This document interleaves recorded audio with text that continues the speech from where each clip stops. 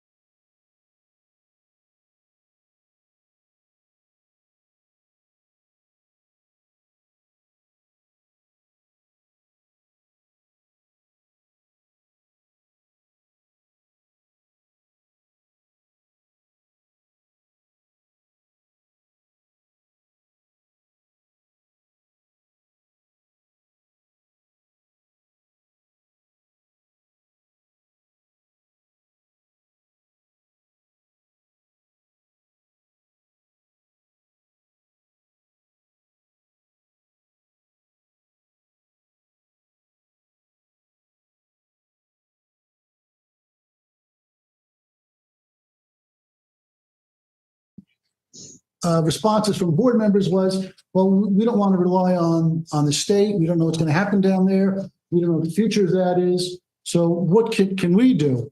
And so as we talked about it, I suggested possibly creating a different zone, because many of those properties in that area are well oversized. So that's what I was directed to do.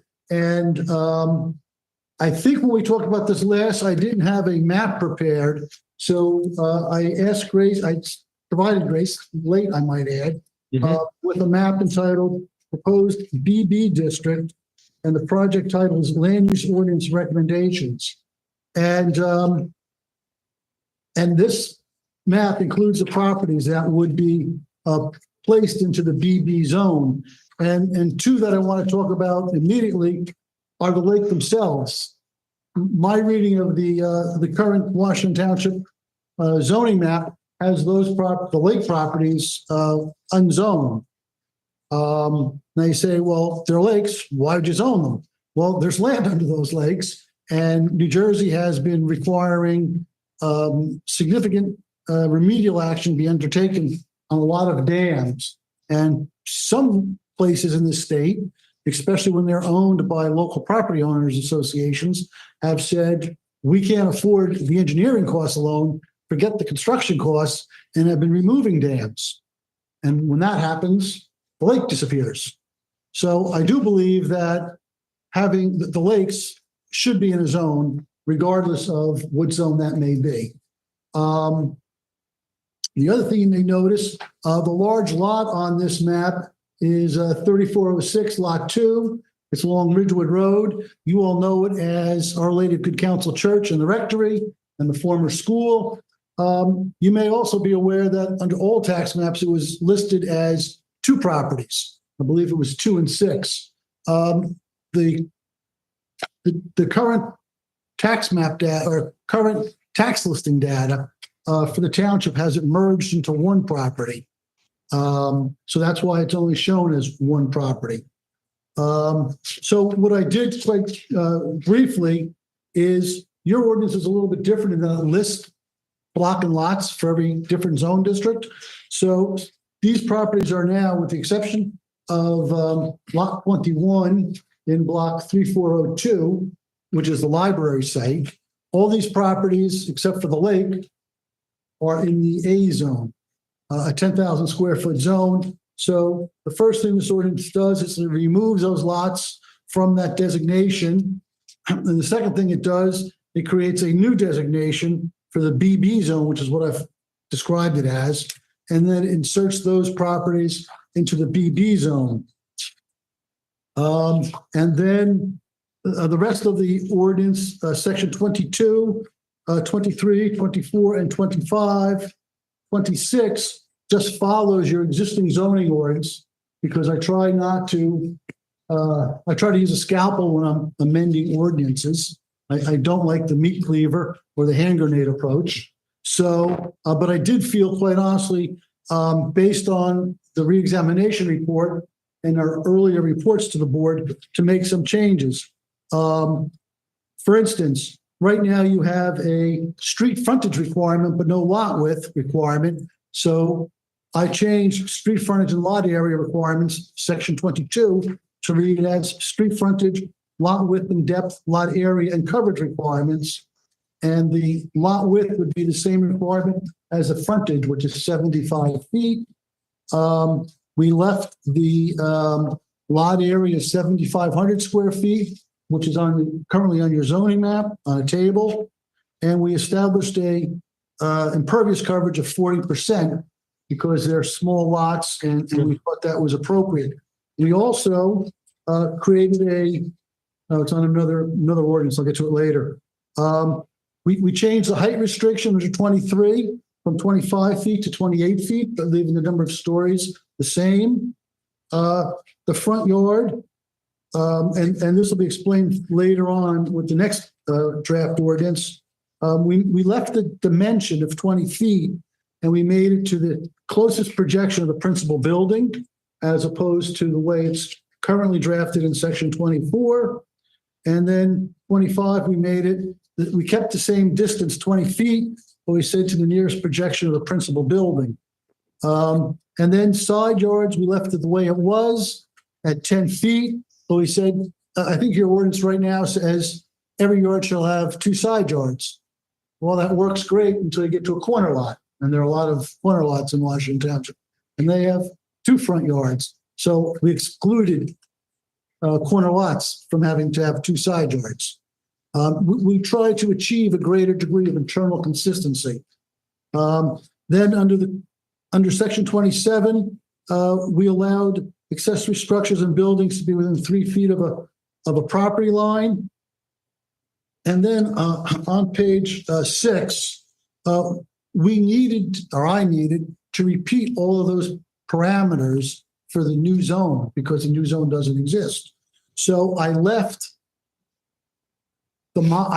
it on the old ordinance. So the use restrictions in your current ordinance are 27 or 21,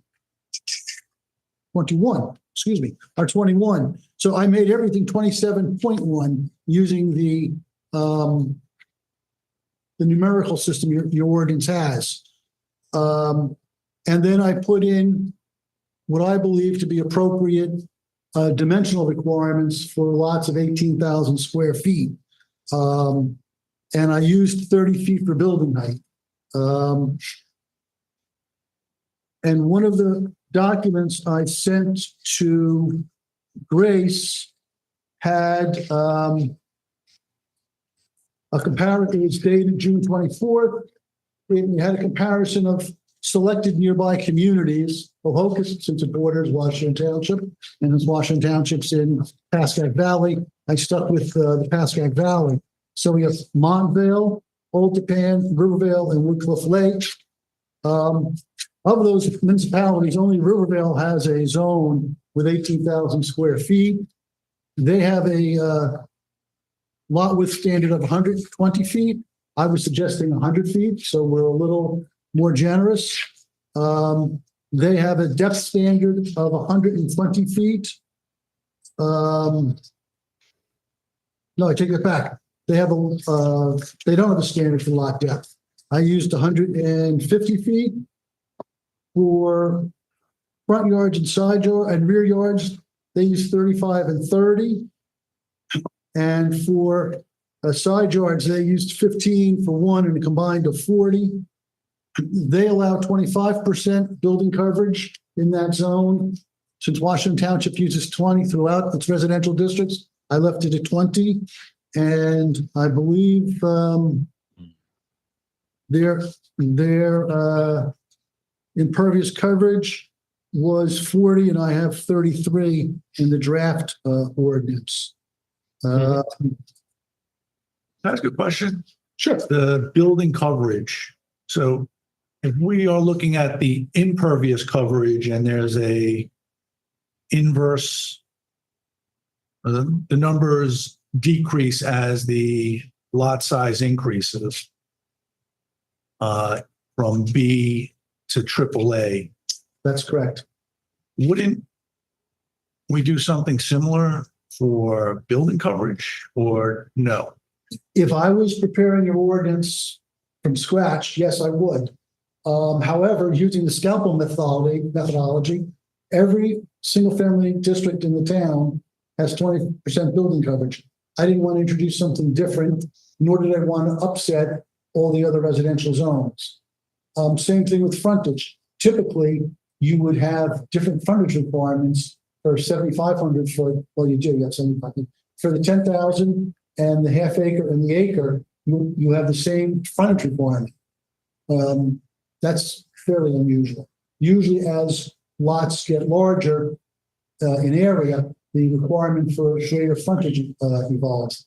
And in fact, your ordinance does do that with lot side yards. The width of side yards changes somewhat as the lots get larger. But applying the scalpel and not a hand grenade, quite frankly, I didn't want to upset the 20% that the township has lived with all these years. And I couldn't just put up a greater one because that would be inconsistent internally. Thank you. Sure. And just going back to the map and the lots, Yes. you mentioned scalpel versus hand grenade. So when I'm looking at this, there's two sections that jump out at me. One is, I guess, at the north end of the lake in 3304. There's 30 to 37. 30 to 37. There's a sort of a hook. Yes. Stratford Court lots? Yes. So those, and then if you come to the south end, Yes. there are lots 11, 12, and 13, and then continuing down. Correct. What's the rationale for including or excluding them? Okay. There were two primary ones. First, I went back to look at the reexamination report and see and reviewed where the recommendation came from. And it talked about environmentally sensitive lots. It talked about the lake and the watershed and the street, the brook. So that was primary. So most of the lots are those that front on the lake. So that's why I excluded the ones along Stafford Court. And those are the ones south of, or between, let's say, Ridgeway Road and lot 10.01 in block 3402. I thought those were distant enough from the lake or the stream. The other overriding factor was those lots are generally smaller.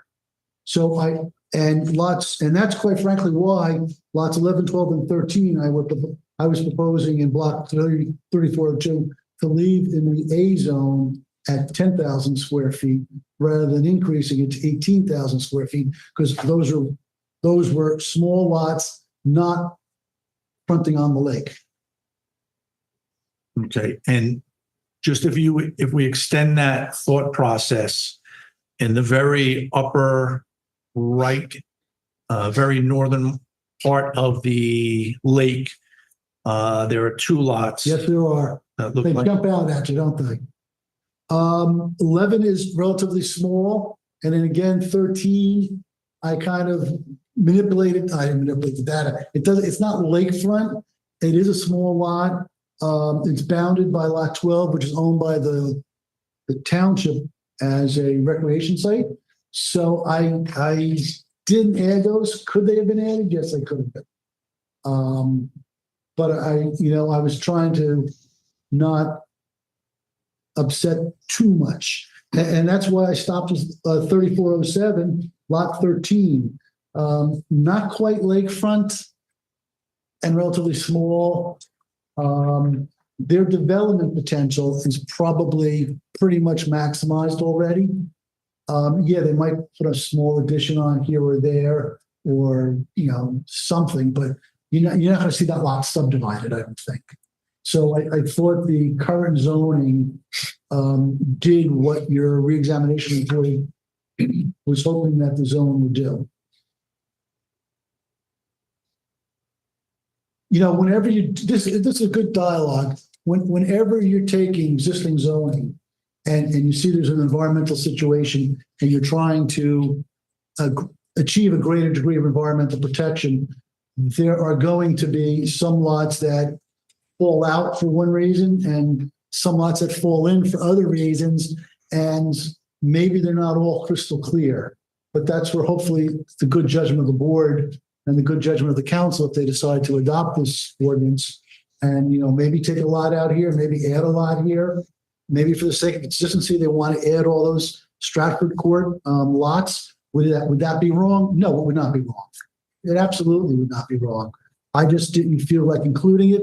And same thing you might add with lot 48, just north of Stratford Court. It's the corner lot. It happens to be very small. I didn't think it warranted, if that's probably not the right word, but it didn't. I didn't think changing that particular lot zone would ultimately make a difference. Yep. While we're here talking about front yards, if you go to page 7 on the draft, we're talking about 27.4. and we'll talk about this later on. I added two clauses which didn't need to be there. 27.4 doesn't exist. So B and C, it says this clause is here and deleted. Those don't need to be there. That was a carryover that I shouldn't have put in there. Then 27.7, proximity of buildings and rear yards. That's the last clause which deals with the B zone in that run of clauses. But then if we look at 47, Class C district, that's lot 21 in block 3402. That's the site of the library. Because it is a larger lot and because it's lakefront, it's not lakefront, because it is a larger lot, I thought it made sense to include it. I also did the optics of not including a township lot, even though there are other township lots that are being included, like lot 17 right next to it. It seemed like if it's okay to put the library in a commercial district, it's probably better to put it in a residential district. So I added that one. So that needed to be added to the list. That lot needed to be taken out of the Class C district listing of properties. Section 58-83 at the bottom of the page, minimum lot depth is hereby deleted its entirety and replaced with the following: reserved. This is the clause which, the current clause, which says that all lots have to have 95 foot of depth. I'm recommending in an ordinance, we'll get to in a second, that be changed for the AA, the acre zone, and the AA, the half acre zone, to more appropriate dimensions. Right now, those lots have 100 feet each. If you were to have a 100-foot wide lot, that's an acre, you'd have 437 feet of depth behind you. So it's not a modern figure. So I changed that. And then you have a section in your current ordinance 84, which talks about requiring garages and how garages are supposed to be utilized. All I did for that provision was drop in the Class BB district into the list of residential zones. So in a nutshell, what this ordinance does is it takes the lots that are shown on the map and converts them from the A zone with the 10,000 square foot minimum lot area to puts them in a new zone. I called it the BB for lack of to try to maintain your current ordering system, and requires 18,000 square feet lots. The lot area doesn't change, the front yard doesn't change, and the side yards change slightly. Okay, thank you, Mr. Lydon. Are there any further comments from any of the board members on this ordinance before we move on to the next one? Just one question. So it came up in a recent council meeting, and I think I may have mentioned it at some point, but auxiliary, not buildings, but Accessory structures? yes. Yes. Sheds, pool houses. Oh, no. The Murphy thing where Murphy. Governor Murphy. Governor The Murphy. accessory. Oh. Yes. Oh, This does not address any of that. This is silent on it. that's absolutely correct. And I go to bed each night and pray that thing never sees the light of day. That is a horrible, horrible ordinance. It talks about in the preamble, but all the wonderful things it's going to do, including solve male baldness and everything else, including low-cost housing. But then there's no provision there for low-cost housing, none. And then there's no provision on limitation on size, except that it's got to be smaller than the existing principal dwelling. So if you have a 4,500 square foot dwelling, you can build an accessory dwelling unit that's 4,499 square feet, and that's what it'd be called, an accessory dwelling with 6 bedrooms and 2 dining rooms. And I mean, that's a horrible piece of legislation. So I understand your passion in terms of what we're looking at. There's no I'm sorry accommodation for for that. It's completely silent on that. That's correct, Councilman. Okay. And I do that for 2 reasons. Although that's a horrible piece of legislation, and I hope it certainly state assemblywoman, senators listening, it was very well written in the sense that there's a long list of things that towns must do, and there's an equally long list of things that towns can't do. So I didn't address it at all. I'm hoping it dies a slow, painful death. The next proposed ordinance, which I did tackle, is probably more interesting than the first one we discussed. And Paul was a great benefit in preparing this. I want to thank him. This ordinance also comes out of our earlier reports, which talked about, real briefly, doing things like formalizing a minimum lot size for the B district, establishing average lot width requirements, establishing impervious surface requirements, and coverages and things like that. So I don't think everything in the world needs to be defined, but if you're going to have a frontage requirement or an impervious coverage requirement, I think you have to define those as basic terms. Now, again, I'm not picking anybody, certainly. Right now, your ordinance has a lot frontage requirement, but you don't define the term. So I think there are 5 definitions in here. So I put a lot frontage requirement in. A lot frontage definition. And I tried to keep these definitions as simple as possible. The distance between the side lot lines measured along the front lot line. Your reexamination report talked about defining impervious coverage and impervious surfaces. So for impervious surfaces, I went to the DEP stormwater regulations because they regulate impervious surfaces in stormwater management. So I took their definition, and this is what that is. But then I did something different, which the attorneys in the room may not like. You don't define impervious. The township zoning ordinance doesn't define impervious surfaces in its main sections, but it defines it or uses the term in your clauses about generators. And it says generators don't contribute to impervious surface. And then I think in one of the Mount Laurel housing zones, it uses the term impervious surfaces.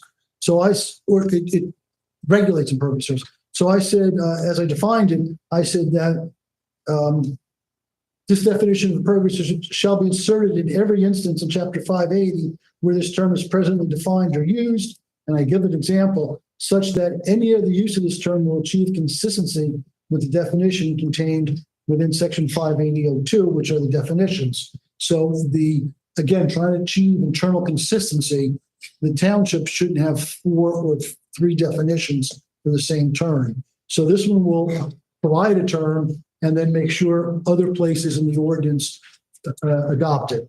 Corner lot is an interesting term that's currently defined in your ordinance. And it says, any lot at the junction of and fronting on 2 or more intersecting streets here it gets interesting, with an area and a frontage conforming to the requirements prescribed for the zones hereinafter created. But a corner lot's a corner lot. It's a lot of intersecting streets. It doesn't matter if it's way oversized or way undersized. So I just struck the back part of the definition and suggest that we change the definition to say any lot at the junction of and fronting on 2 or more intersecting streets. And we leave the frontages and the areas out of it. Side yard is also interesting. Under the township's current definition, a side yard is an open, unoccupied space within the lot between the side lot line and the parts of the building nearest thereto. I think we all get that. We've all mowed the grass in the side yard. Such side yard shall extend through from the street line or the front yard to the rear yard or another street. But that's not what your definitions of front and rear yard define it as. Because if you look at front yard, at the very end of the definition, it says, no portion of the front yard shall be less in width than the required street frontage for the particular zone in which the lot is located. So my suggestion is the side yard definition should read just the way it starts off, an open, unoccupied space between within the lot between a side lot line and the nearest parts of the building and the parts of the building nearest there too. Such side yard shall extend from the rear of the front yard to the front of the rear yard and no further. So if you have a 40-foot front yard, that's where this at 41 or 41 and a half, or 40 and a half, your side yard would start, and it would go to the back, the street side of the rear yard. Because the way this is, your side yard goes to the street line, but that's not what the definition of front yard is. So again, to try to achieve that internal consistency, I felt it was important to change the definition of side yard. And then with Mr. Lydon, yes, isn't the side yard specific to the building structure? yes. Is there any way to reword that to reference the actual building structure? Maybe make it a little bit more clear?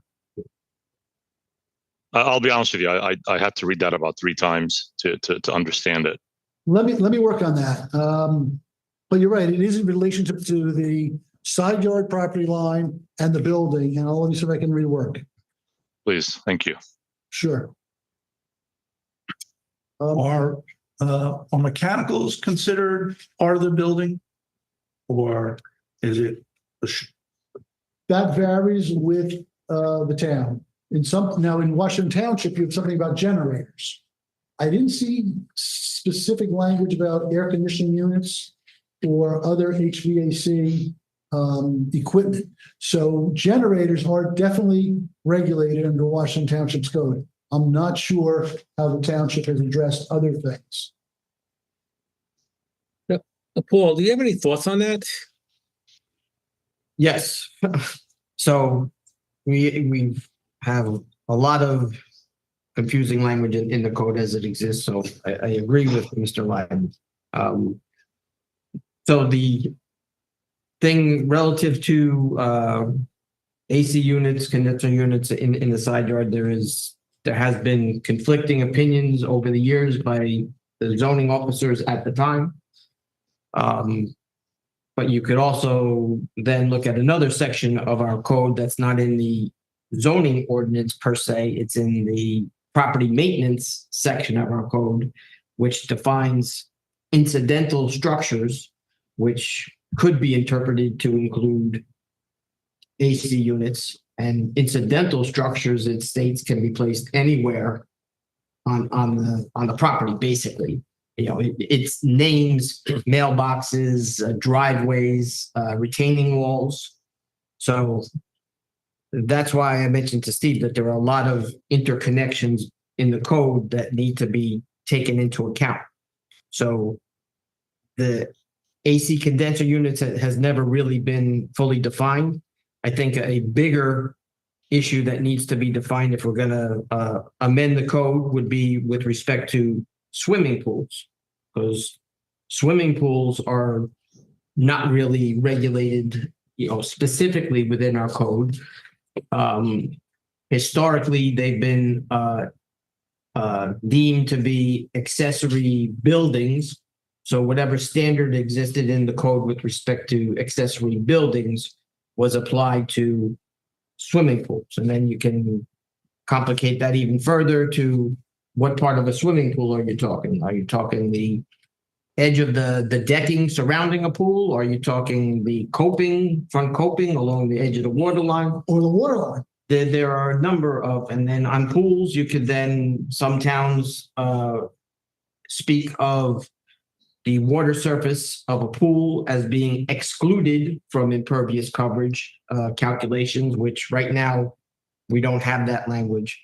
So, and other towns included specifically. yes, so there are a number of permutations and combinations of different standards that could come into play here. So the important thing is for the township to select standards that the board and the council think are most appropriate for the township.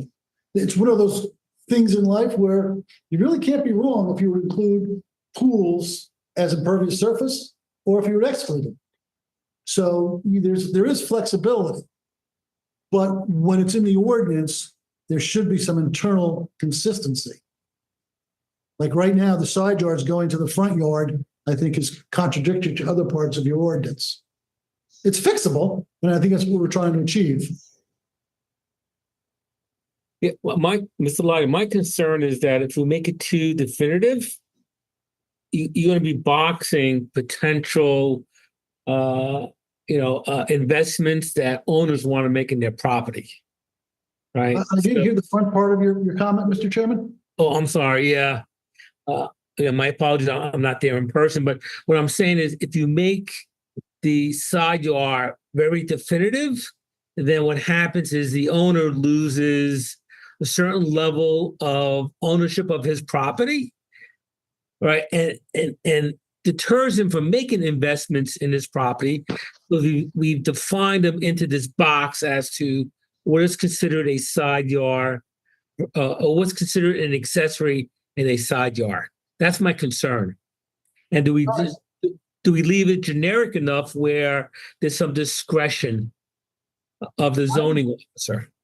I don't think, in that particular instance, I don't think I recommended any changes to the width of the side yards in the various zones, or what you can do with what can be constructed in a side yard. The only thing I may have done is in accessory structures, for certain, I did establish certain setbacks, accessory structures and buildings of, I think 3 or in the smaller lots and 5 feet in the larger lots.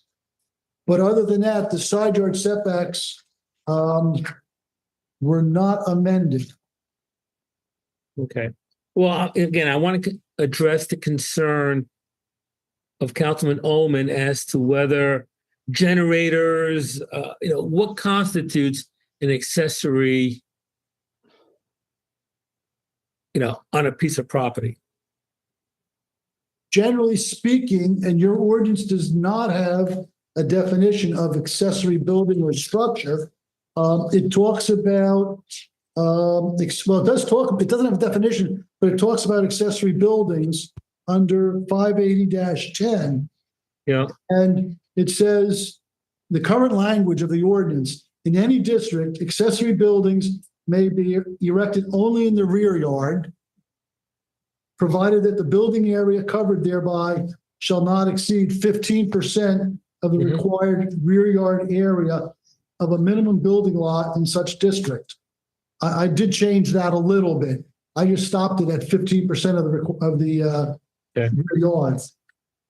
And then, as Mr. Azzolina mentioned, it says swimming pools, tennis courts, basketball courts, and I'll stop right there. Those should not be considered accessory buildings because swimming pool is not a building. A tennis court is certainly not a building, and a basketball court, I don't play basketball, but that's not a building either. And all other recreational uses in conjunction with private residential uses may exceed the aforesaid limitation of 15% of the minimum required rear yard area. But they're considered impervious coverage, though, right? The tennis court and basketball court. Yes, that would be considered impervious coverage. So Okay. the reason, and I could argue the side yard 2 ways. One, it should be the building, because that I think provides the most latitude for the owner of the house. At the same time, if they start putting generators, AC, other mechanicals on the side yard, and we have a 40-yard minimum, a 40-foot minimum, and it's 10 yards out or 10 feet out, we're then infringing on the neighbor. So I don't know which way is better. Well, I think it's probably right now, Councilman, the minimum side yard in all the districts is 15 feet, not 40. And with the exception of the B zone where it's 10 feet. So right now, the required minimum yard is 10 feet. So let's say you had somebody with a 40-foot setback from the side wall of the house to the side property line. I would think that those features, like AC units, would fit in the side yard. Accessory buildings, though, right now are limited to just the rear yard. So even if you have a 30-foot flexible area beyond the setback, your current ordinance says if it's an accessory building, it has to be in the rear yard. But the side yards are a lot narrower than you mentioned. They're only 15 feet. But Mr. Lyden, in defining side yard, again, going back to Councilman Alderman's point, is it, when we say parts of the building, again, is a generator, air conditioning condenser considered part of the building? Maybe we need to better define that. Well, you could do that, and I think it's like with the impervious coverage for swimming pools. I think if the township wanted to, you could regulate them as an accessory structure, and I was a zoning officer for a Morris County community, and it had a lot of lake communities, and the lake communities, the lots are generally narrow. So I decided that after looking at them, that air conditioning equipment is really equipment. It's not a structure. Got it. Therefore, because that particular community dealt with accessory buildings and structures, but not equipment, I basically said that they weren't regulated by the zoning ordinance.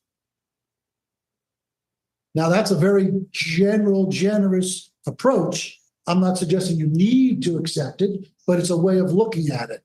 And I don't think we ever got a complaint from the neighbors about it. What I did do when the lots were really close and the equipment was very close to a property line, I would suggest that there was a problem there, but that a fence or a wall would solve it, and they'd be happy to do that. So one thing you might want to consider is saying accessory air conditioning units are equipment, and if located in the side yard, have to have some sort of sound deadening or acoustical barrier between it and the neighboring property. Mhm. There are approaches to these kind of conundrums. No, I like that suggestion. So maybe what you can do, Mr. Lyden, because I know we have a lot to go through. Can you come back to us with another recommendation as to the definition and maybe include we had just mentioned in your next version? I can, but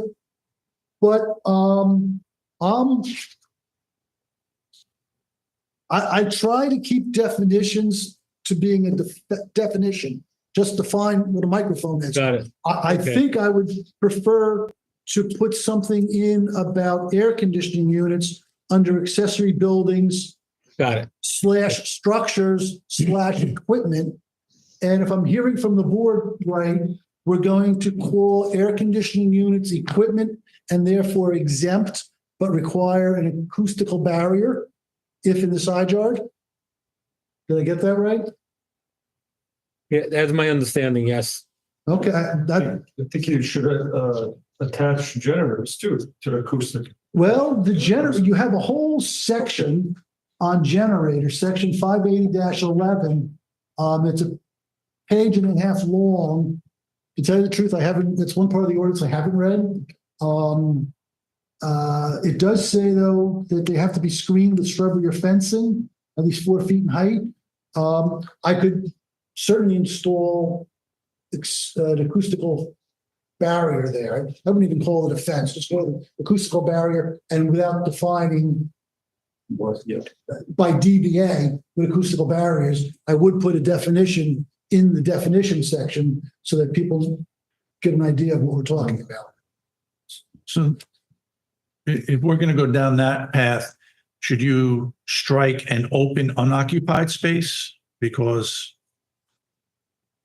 is the equipment occupying that space? I would prefer to leave it, personally, I'd prefer to leave it open and unoccupied. And then under accessory buildings and structures and equipment, have an exception to the open end. Okay. Yeah, I think it works better. Okay. Define acoustical barriers. We're going to redefine side yard. So it's more attached to more tied in with the building. And we're going to amend 58010 accessory buildings, structures, and equipment. And I'll put in some type of that their HVAC, I'm going to leave it broad. HVAC equipment is permitted in the side yard regardless of any other clause herein, but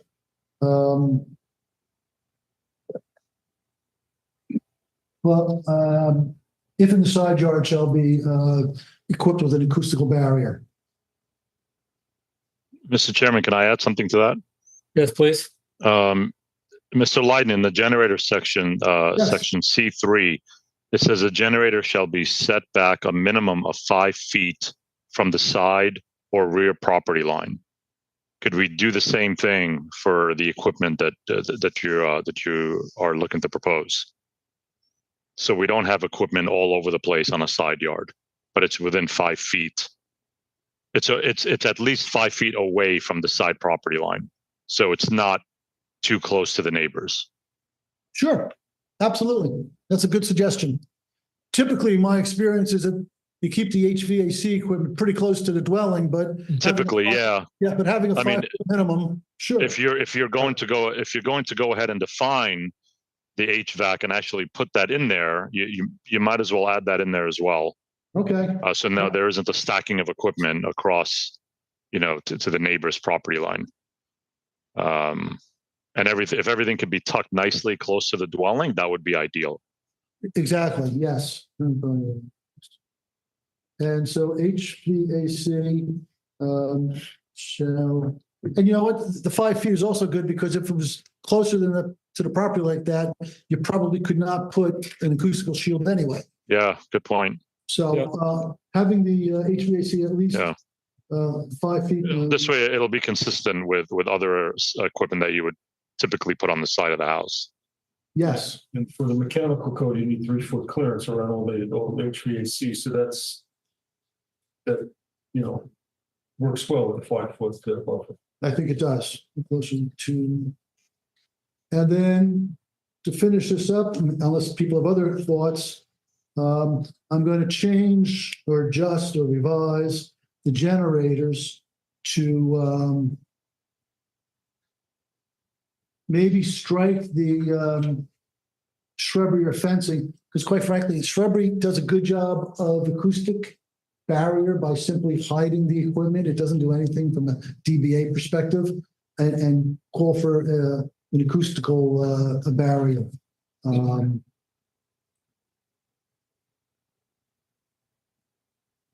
Okay, I think those are good changes. Okay, so Mr. Leiden, can you continue? Certainly.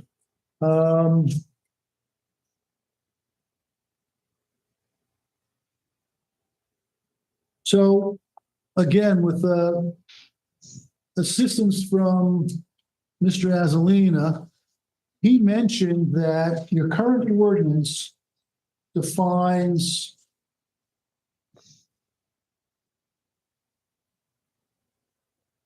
yards as open and unoccupied space when it defines front, rear, and side yards. And then in section 580-8, yard encroachment, it says, except as hereinafter set forth, yards and courts required under this chapter shall be entirely free of buildings or parts thereof. And then number 9 is permitted projections, where it talks about porches, decks, and patios.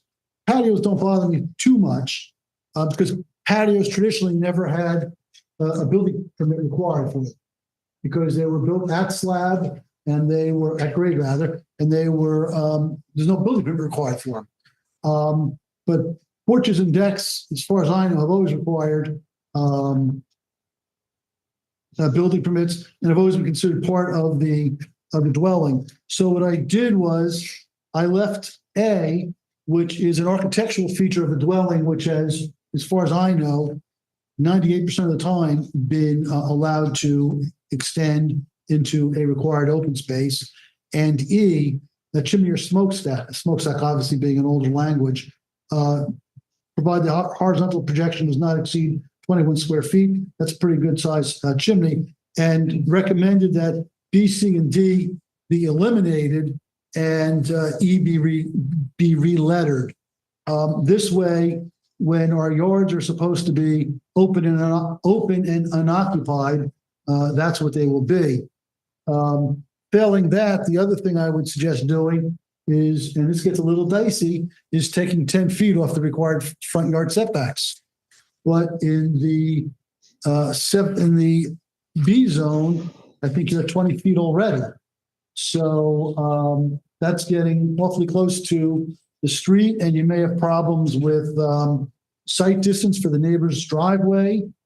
I will be quite clear. I do not know how many dwellings in the township were built under this clause, but I think you'd be better off going forward, allowing those to continue as grandfathered, pre-existing They're talking about the projection. projections.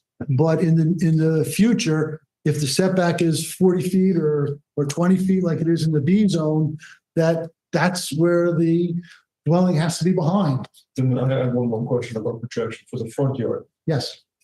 Some people like to put maybe a little vestibule for the front door. Is that going to be included in a projection? As a projection? I would consider that to be a projection, yes. And I would think that should be regulated by the front yard setback, whatever that might be. So that little feature that just sticks out for the front door has to abide by the front yard. I have seen, if it's enclosed, yes. If it's to use an old fashioned term, smokestack, if it was a stoop type situation, Okay, or just 4 steps up to a concrete with something over it. with the little roof over it, then Yeah, and sometimes they're even metal. I don't think those rise to the level of a projection. okay. And maybe that's how you could modify the existing projections with a little bit finer scalpel, permitted projections, maybe talk about stoops of a certain size, I think that would be and with, unenclosed stoops, but allow for a roofed projection. So roofed or unroofed. Would you be able to add something like that in there? Sure. If that's the consensus of the board, I could certainly do that. I would make it bid that unenclosed stoops and steps, with or without a roof, of a certain size, probably 4 feet, because you have to have at least 3 feet for a swinging door. So you need at least another foot to get around it. So a 5 foot stoop or entry platform. I'd use both terms so it's clearer what's meant. Roofed or unroofed would be allowed in both the front as well as the side yard, because you may have a side loaded dwelling. And I would put that under permitted projections. Probably under B. Stoops and roofed or unroofed.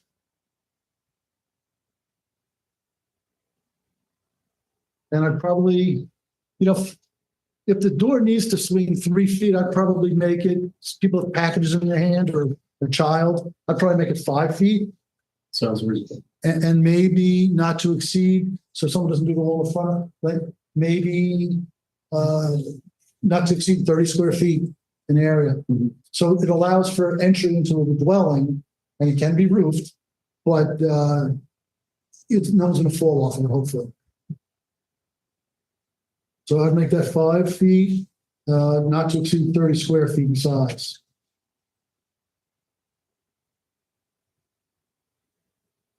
Okay, so getting back to the one that the ordinance with the definitions, if there's nothing else, here under your current ordinance,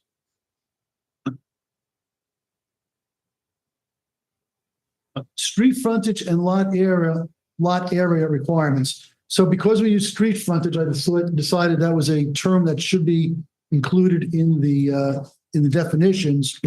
And I expanded this a little bit. There was a suggestion that lot width be included, so this was the place to put it. And I also thought, since you have 20% of the lot area of the building regulation here, this was also a place to add impervious coverage.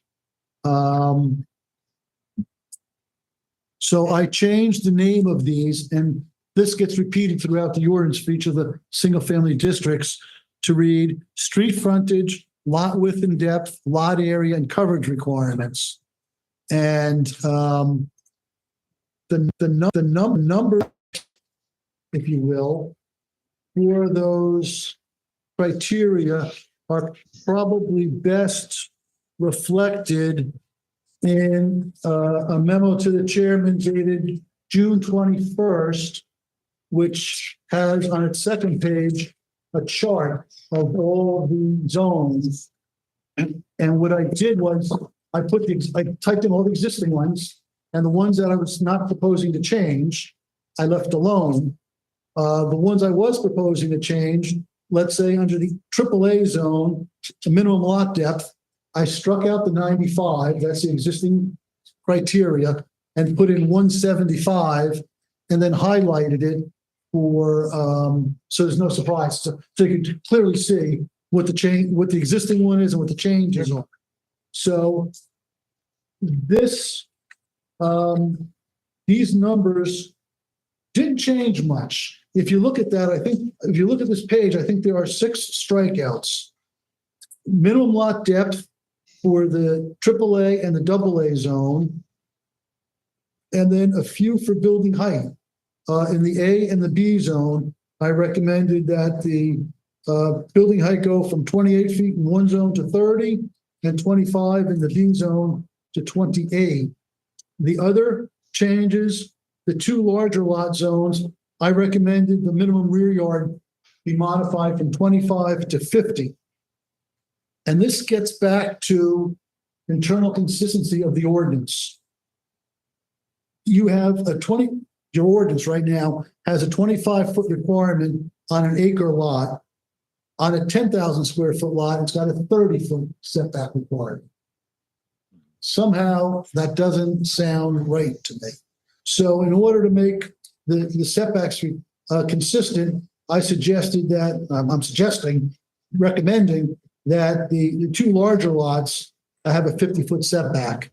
The other thing that's on here is I've included the BB zone, which might be a little arrogant on my part since Township hasn't adopted it, but I wanted to be complete and show you how it fit in with the other zones. And I also included the maximum impervious coverage, which shows that it's a lower percentage in the larger lots, but it's a bigger area, and it's a larger area, but a smaller square footage in the 7,500 square foot lot. And May I ask a question? sure.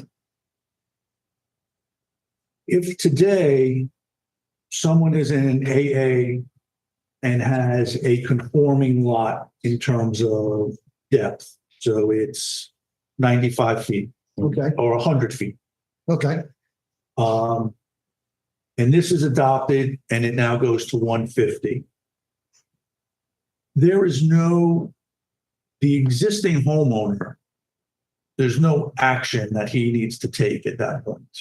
That's correct. And if they go to put an addition on, or,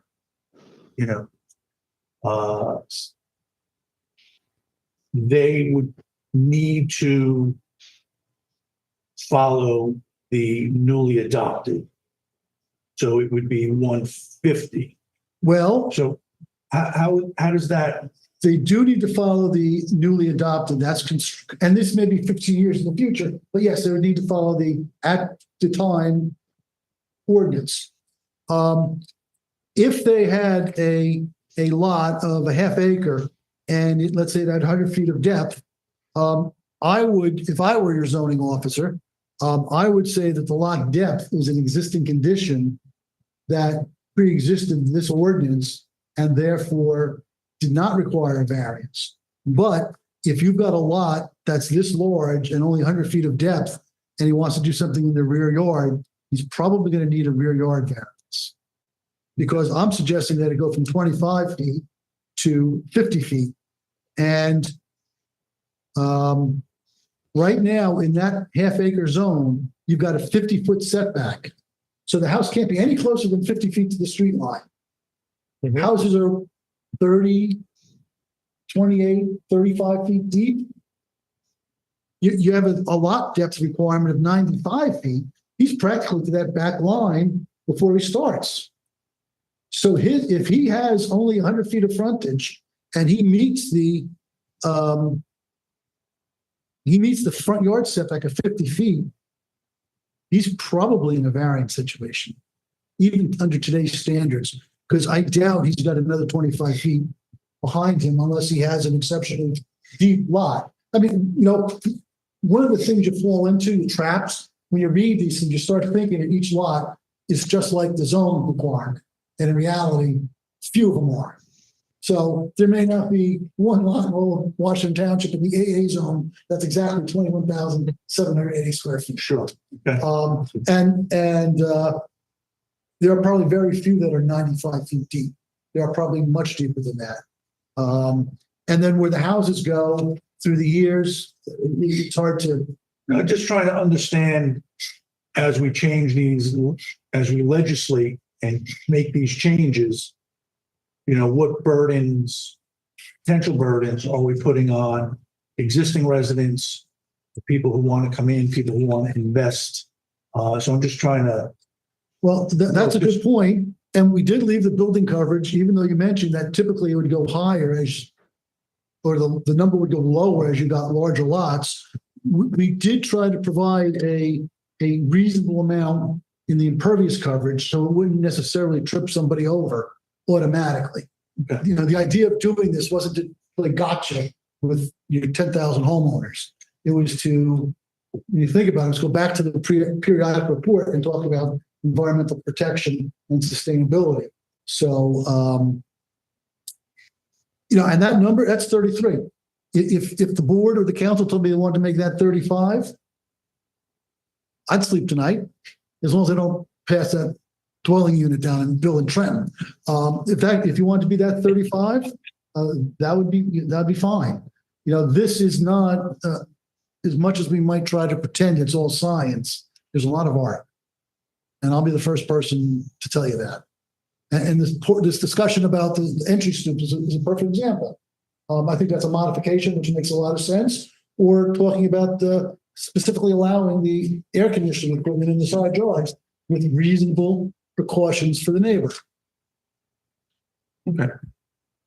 Yeah, I think that's the line. I think what your suggesting is reasonable, right? And to your point, we can vacillate on what the number should be all night, but I think your suggestions here are very reasonable based on the discussion tonight and previous discussions. Well, thank you. But I do want to make sure board members feel free to say, hey, that 35, that 33 is too low, make it 35. And my response is 35 it is. Yeah. I have one set of eyes and one set of experience. That's why it's a board and not a czar who does these things. And I don't pretend to have perfect knowledge. That's Mr. Azzolini at the end of the dais. Mr. Chairman, I am a little bit concerned, though, about the changes proposed. As just to add to Councilman Ullman, are we now going to force unnecessarily our residents and future residents to go to the zoning board for a variance because the ordinance is written in such a way? We have this issue with garages today, right? And the zoning board rectified it about 2 years ago. The residents were unnecessarily coming to the zoning board for a variance because of the way the ordinance was written back in the 80s. Is this now going to cause that same issue? It could. I'm not going to sugarcoat it. It could. However, there is, through the genius of the municipal land use law, there is a remedy to that. And you will know it, the municipal land use law requires boards of adjustment to prepare annual reports and share those with the planning board and the mayor and council. So let's assume the planning board and the mayor and council love all these additions that we've made, with the additions we're making tonight, and adopt it. And then we find out that the BB zone, the lot depth shouldn't be 100 and what did I make it? 150? It should really be 110 feet. Well, the zoning board would have numerous applications. Let's say in a year they had 9. Well, it's incumbent then upon the zoning board to share that knowledge with this board and the mayor and council and say, guys, we like the new ordinance, but you might want to give some slack. You might want to change that particular portion of it so that we don't get so many variances coming before the zoning board. And you know, it's easy for me to pick out one example. Everything else sounds fine. Sure, Maybe there are 3. And then the planning board would be aware of it. The mayor and council would be aware of it. Yeah. And hopefully reasonable minds would say, yeah, we agree with our zoning board. We'll make that change. So in the old days, before there was a requirement for the Board of Adjustment to do an annual report, a modifications like we're suggesting here might cause a very significant number of people to go to the zoning board for variances for years before it finally got changed. And it usually came up in the next periodic reexamination report. But now with the somewhat recent change to the law, I think, especially in a town like Washington Township, I think if one of these provisions becomes unworkable, I think your planning board and your mayor and council will know about it fast and will make the appropriate changes. You know, I don't like to get into Boy Scout land very often, but at a certain point, there is a trust factor. And I think the public trusts the mayor and council to do the right thing with the zoning ordinance. And in exchange, I think the mayor and council have to have a certain amount of trust in the Board of Adjustment to let them know, hey, we kind of like things, but let's modify this to some degree. And from my perspective, you know, we're putting a stick in the ground here. And to Mr. Leiden's point, and Mr. Toro, as you are aware, when you were the head of the zoning board, you know, you had a number of applications around garages, right? And the size of the garage. You brought it to the planning board. We talked about it, and then we changed. We made modifications to that ordinance on the size of the garage. I think from the perspective of what Mr. Leiden is saying, I think we put a stick in the sand. We monitor it on a continuous basis. And yes, if some of these numbers, if the ordinance is passed by the council, and when then we start to see that there's a number of applications before the zoning board, then we, you know, let's revisit it at a later time. But from my perspective, I think we need to put a stick in the sand and say, this is our perspective today, based on the facts, and then we'll continue to monitor on a go-forward basis. Okay. That's my point of view. I agree with the chairman, but at the same time, I think it is important to take a good, close look at the proposals and make sure they pass the smell test. And if they don't pass the smell test, throw it out. Right.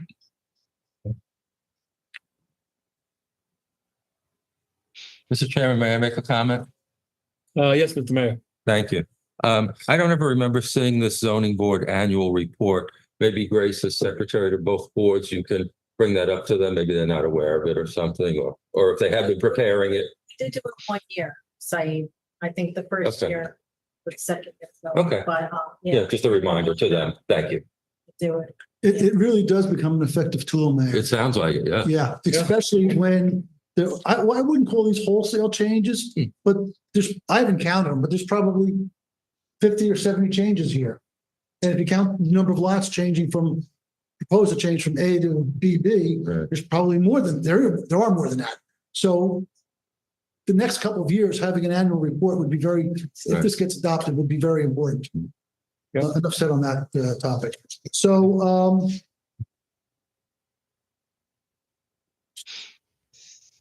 I do throughout this ordinance, and that's why this ordinance got to be 6 pages long, because of the format of your ordinance. You know, when I changed the front yards for the AA AAA zone, I had to do it for the AA zone. I had to do it for the A zone. I had to do it for the B zone. So there's a lot of repetition in here, but basically it's repetition with the exception of the number. And in all cases, I don't think, with all cases except for the rear yard and the larger zones, I did not change the proposed setbacks from what you've been using for the last number of years.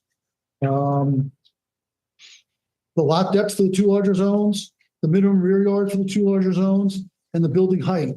So that's trying to use a scalpel, Mr. Johnson, and trying to work within the boundaries, the 4 squares of the ordinance. And I do strongly recommend that someplace in the body of the ordinance, a schedule, either of your existing ordinance or the modifications be inserted into the zoning ordinance.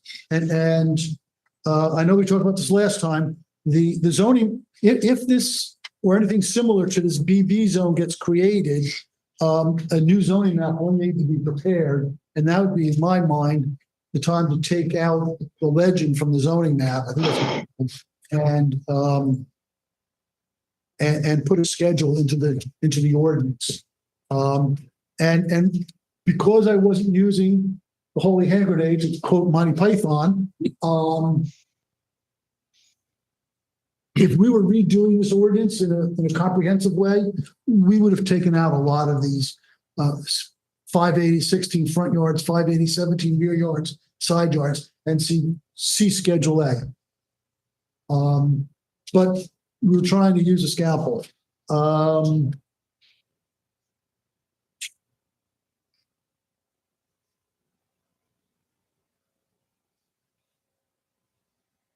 And I think that's really the significant portions of the second ordinance with the definitions on the front. And I am going to make some changes to the side yard definition.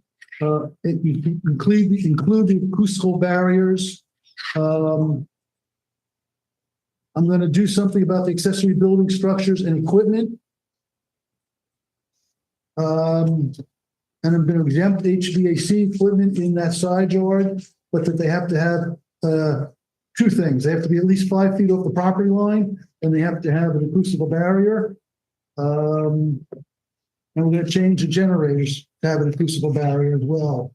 And we're going to change section 9 to have the stoops, roofed and unroofed, 5 feet, can extend 5 feet out from the dwelling, as long as they're not greater in square feet than 30.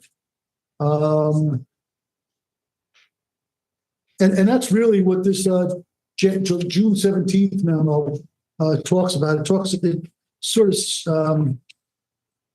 summarizes the changes. Because I know there's a lot to give everybody at one time. And I thought a comparison of some of the surrounding communities zones might give you a better feel as to what appropriate numbers for rear yard setback or front yard setback or building coverage might be.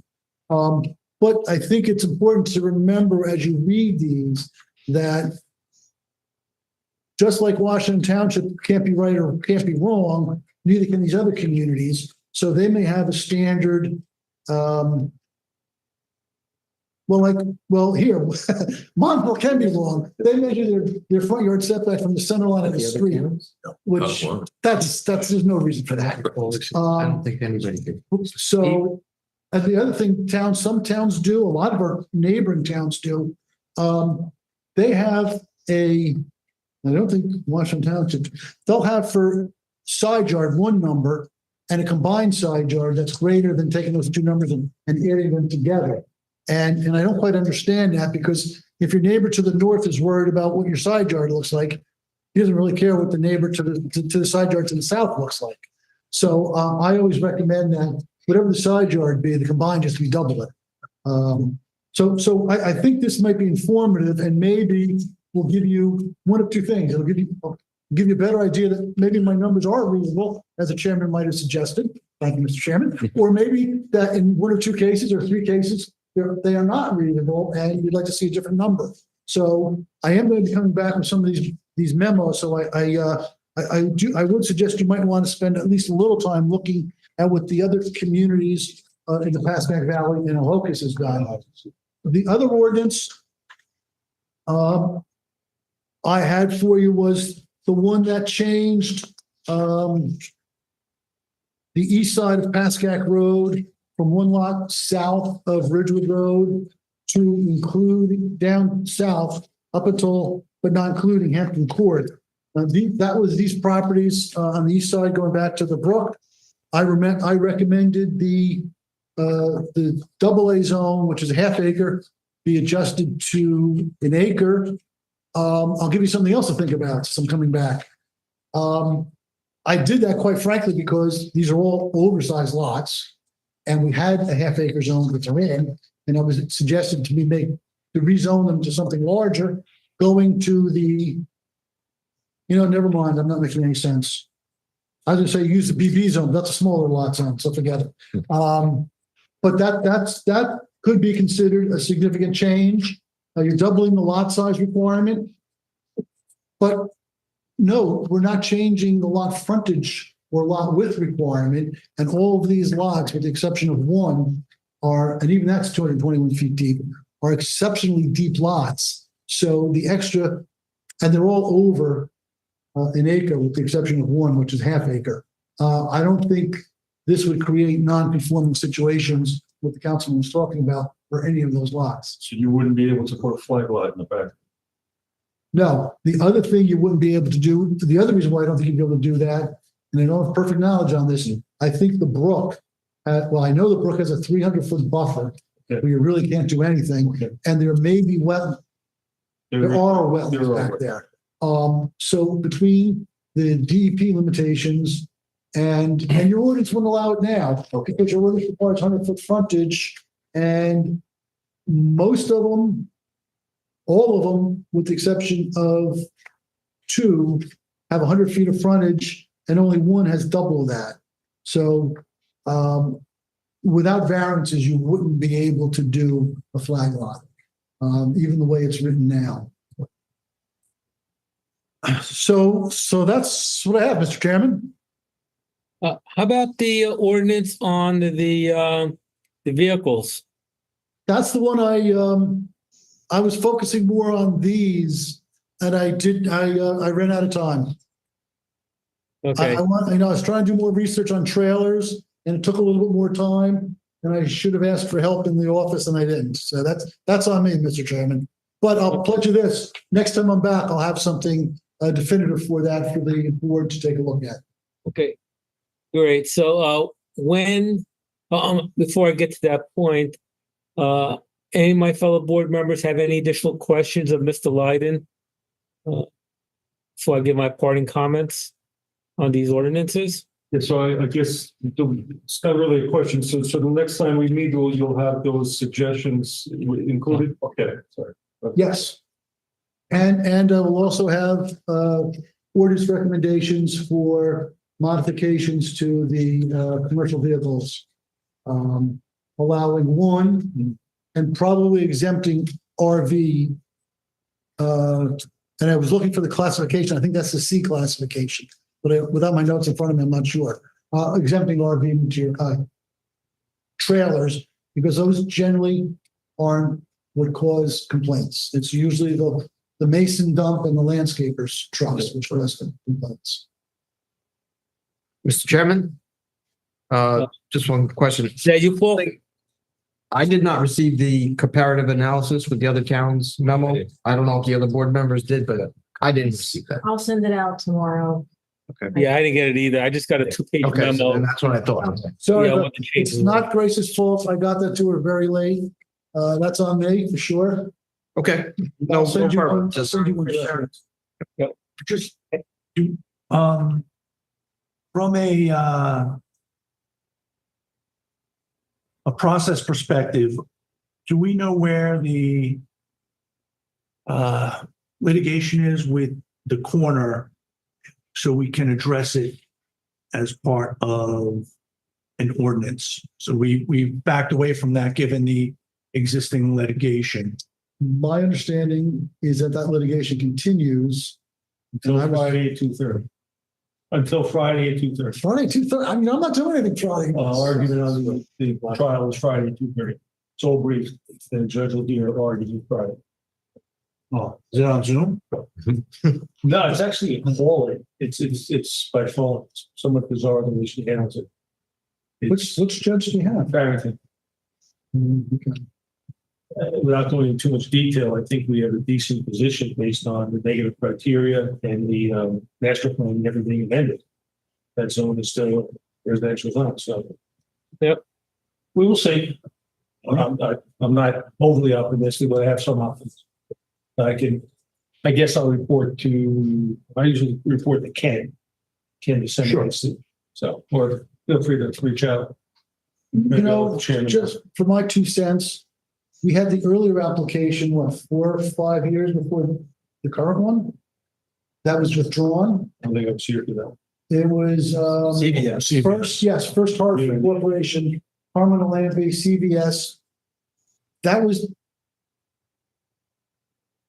was contentious, and a lot of public following it, and then it was ultimately withdrawn. And the mayor and council chose not to change the zoning. Correct. So that to me means that the mayor and council didn't want to change the zoning. So you read my brief. No, actually, but I think that's an excellent, I don't know how to get around that one.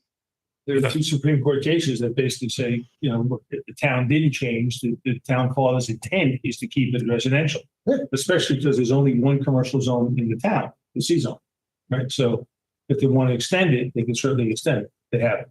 Their argument is it looks like a retail commercial zone, so it should be allowed. And that doesn't meet negative criteria. Wow.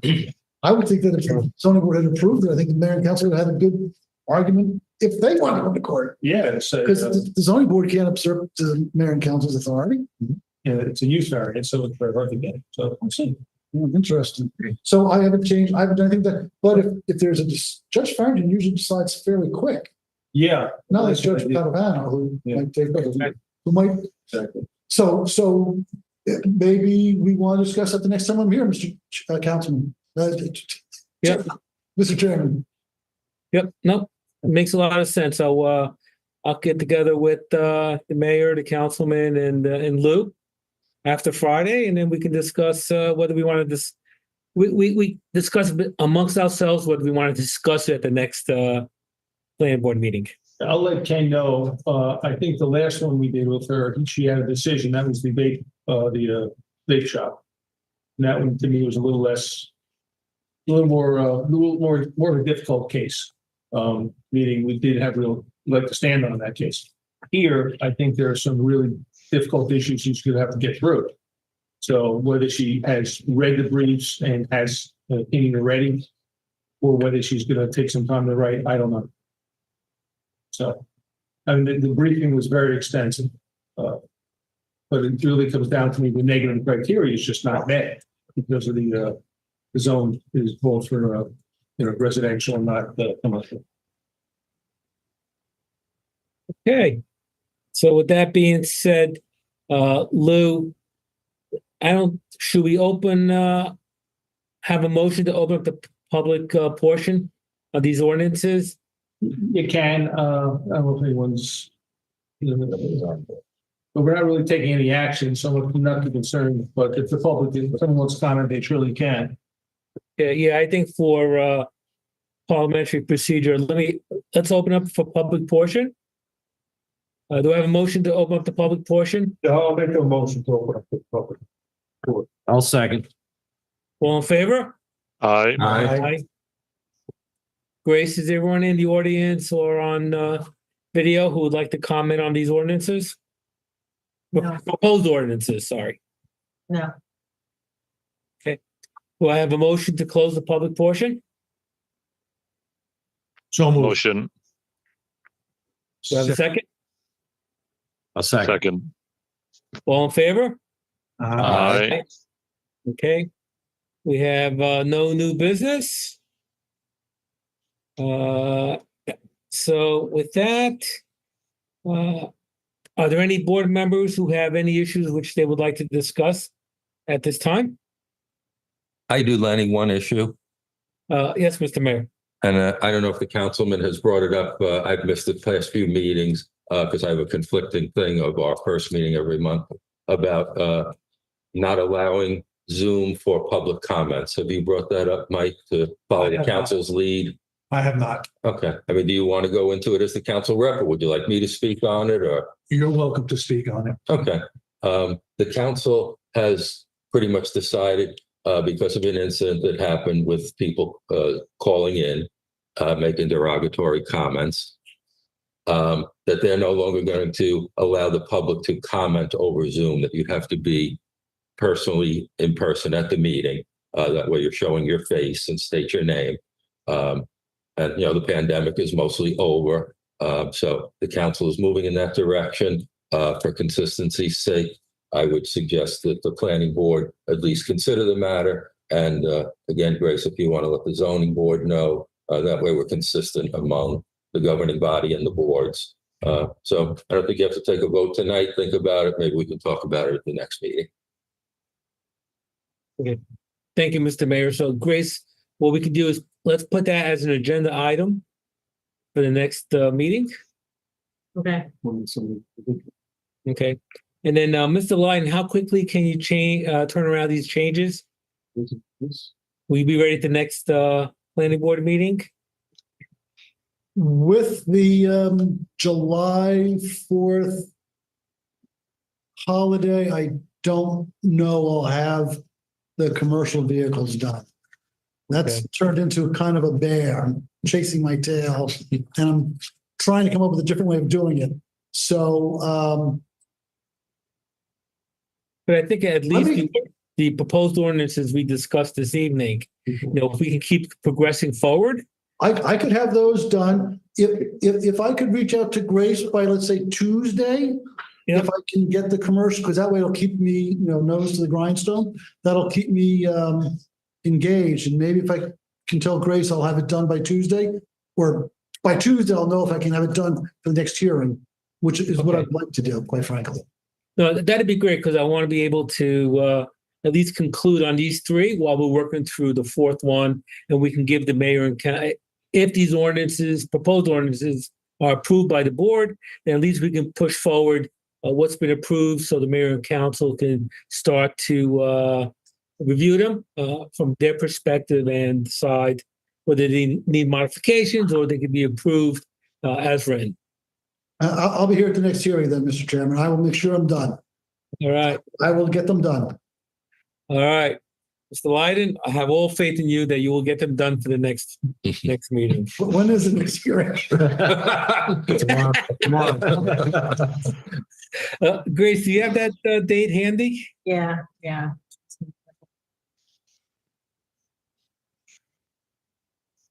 It is July 10th. I will have them done to you, and I'll have them to Grace beforehand so she can distribute them. Okay. Wow. That's great, Ms. Lyden. I appreciate it.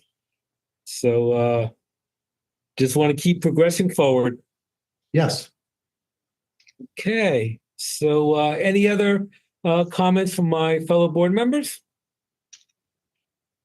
None? Okay. Do I have a motion to adjourn? So moved. Second. All in favor? Aye. Aye. All right, everyone. Yeah, thank you for your participation tonight, and look forward to the next revision from Mr. Lyden and our further discussions on the 10th. Thank you. Lenny, good job from miles away. Have a safe. Yeah, it's 2:00 in the morning. I have a 7:00 flight, so I'm just going to stay up. Oh, boy. Oh, geez. Safe travels. Thank you.